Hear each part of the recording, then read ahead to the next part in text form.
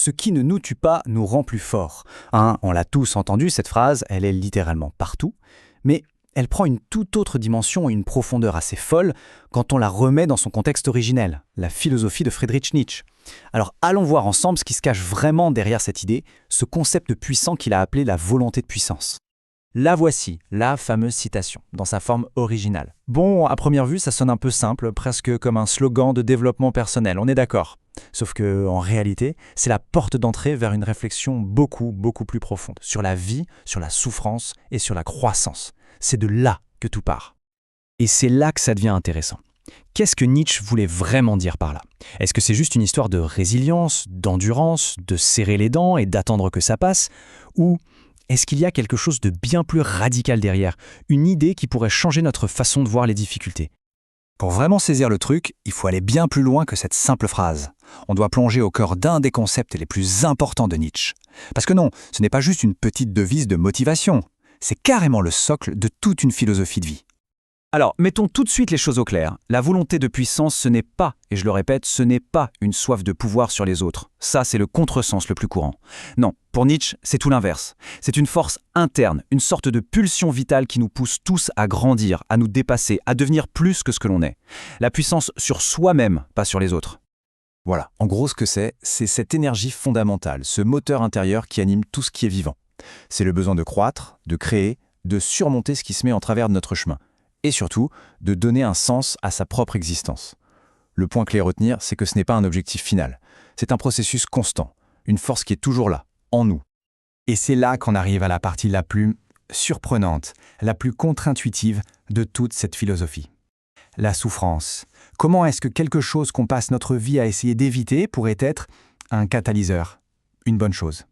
C'est là que la pensée de Nietzsche devient vraiment fascinante. Pour Nietzsche, c'est simple. La souffrance, les obstacles, ce ne sont pas des choses à fuir. Au contraire, ce sont des défis nécessaires pour muscler, pour renforcer cette volonté de puissance. C'est exactement comme un muscle à la salle de sport. Il faut le pousser, le blesser un peu pour qu'il se répare et devienne plus fort. Eh bien pour lui, la vie c'est pareil. Chaque épreuve est une chance de se réinventer. Cette citation, elle résume tout. Il faut avoir encore du chaos en soi pour pouvoir enfanter une étoile qui danse. Le chaos, le désordre intérieur, les doutes, tout ça, ce ne sont pas des défauts. C'est l'argile, la matière brute avec laquelle on peut créer quelque chose de magnifique. C'est de ce tumulte que peut naître une étoile qui danse, une idée géniale, une œuvre, une version plus accomplie de soi-même. D'accord? Mais concrètement, comment on fait? Comment on passe du mode « je subis » au mode « je crée à partir de ça ». C'est là qu'on entre dans le processus de transformation. La volonté de puissance, c'est un appel à l'action. L'idée, c'est de ne plus voir un obstacle comme un mur, mais comme un tremplin pour exprimer son potentiel, pour canaliser cette énergie, que ce soit en créant de l'art, en trouvant une solution à un problème, ou simplement en donnant un nouveau sens à ce qui arrive. En gros, ce n'est pas juste qu'on devient plus fort, on devient aussi plus créatif. Et pour y arriver, il faut un état d'esprit bien particulier que Nietzsche appelle amor fati, l'amour du destin. Attention, ce n'est pas du tout de la résignation passive du genre « c'est comme ça, tant pis ». Non, c'est un oui actif, un oui joyeux à tout ce que la vie nous envoie. C'est l'idée que tout, absolument tout, le bon comme le mauvais, était nécessaire pour nous amener là où on est. Et c'est lui-même qui le dit comme un mantra « amor fati », que ce soit dorénavant mon amour. C'est un choix délibéré.